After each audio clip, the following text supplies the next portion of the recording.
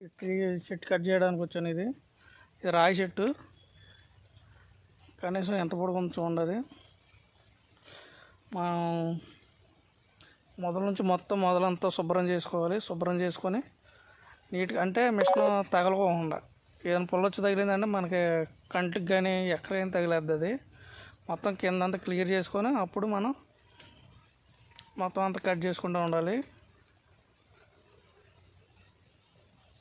Cutting మొత్తం ఇది ముక్కలు చేసేయాలి. ముక్కలు మొత్తం అక్కడ తీసి ముక్కలు చేసామంటే మొత్తం 2000 అలా ఒప్పుకున్నాను నేను. ఇది కట్ చేసేటప్పుడు కూడా వీడియో తీసి పెడతాను చూడండి.